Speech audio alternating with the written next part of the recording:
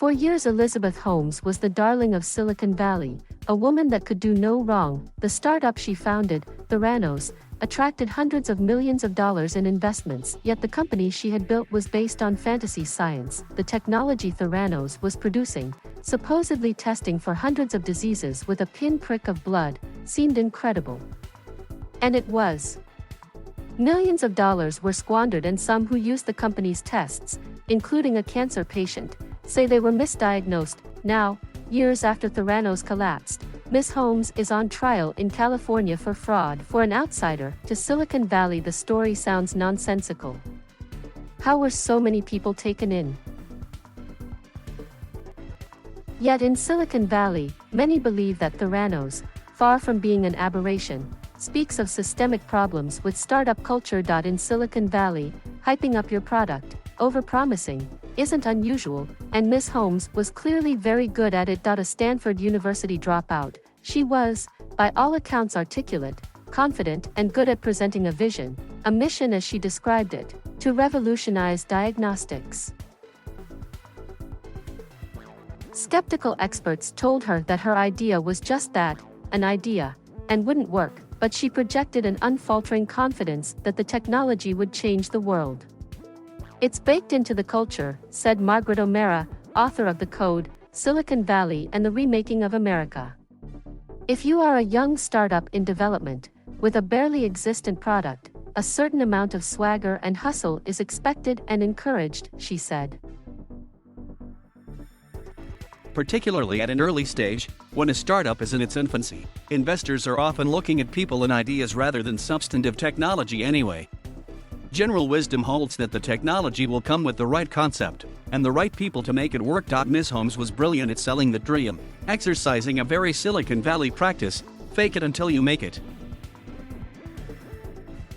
Her problem was she couldn't make it work.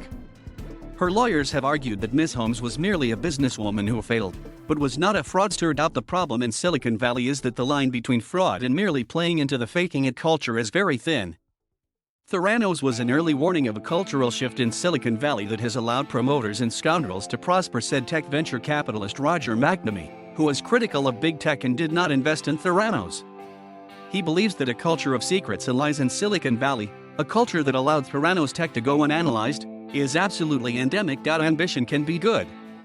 Promising a brighter future, and then trying to realize that vision, brought about computers and smartphones. But for investors, trying to separate the charlatans from the revolutionaries is a constantly evolving challenge.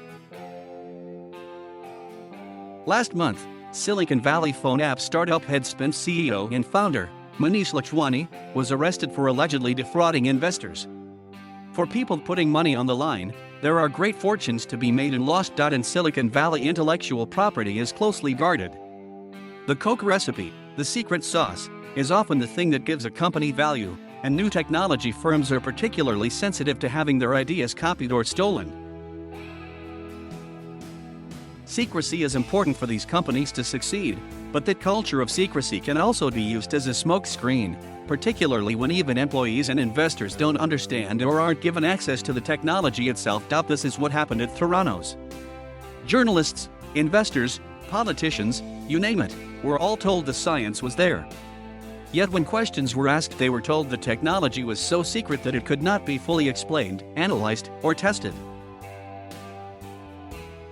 Walgreens, a major client of Theranos, became exasperated with the lack of information given by the company about how the system worked. There are many Silicon Valley companies I've reported on that will not fully explain how their tech actually works. They claim to have proprietary systems that cannot yet be revealed or peer-reviewed. The system is based on trust, yet it is fundamentally at odds with a culture of faking it and creates the perfect environment for Theranos-type scandals, where claims that aren't true are left unchallenged. A system that places so much emphasis on secrecy needs lawyers, and lots of them. Companies don't want their employees running off with ideas. Non-disclosure agreements are endemic in the startup world, and by no means confined to tech. But Silicon Valley's culture of secrecy makes it notably difficult for whistleblowers. After the company's collapse, former Theranos employees spoke of intense pressure to withdraw negative public remarks or stay quiet altogether. The company hired aggressive, expensive, and very active lawyers to protect Theranos' reputation. This is not uncommon in Silicon Valley, says Corey Kreider from Foxglove, a group that helps whistleblowers come forward.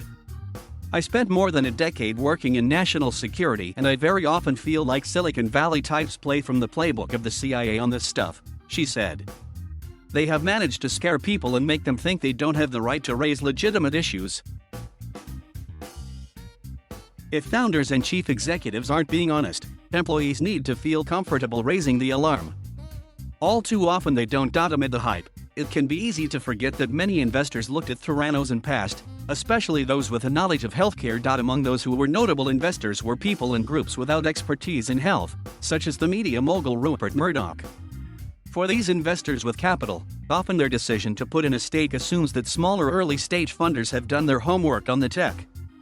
They're kind of taking third-party validation at its word, said Ms. O'Mara. Once again, it's a system based on trust, later investors trusting that earlier ones know what they're doing. The problem here is, with so much money sloshing around, that is not a given. In the end, Theranos got caught. As a health technology company doing real-life diagnostics, results, and regulators would eventually prove it real or fake. But with many Silicon Valley companies selling the supposedly new and the cutting edge in fields far less tightly regulated, scrutiny is more lax.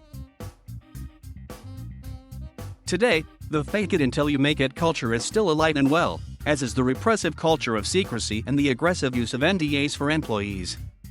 It's a model that has its advantages and helps churn out extremely valuable and sometimes innovative companies. But it also means the ingredients are still in place for another Theranos scandal.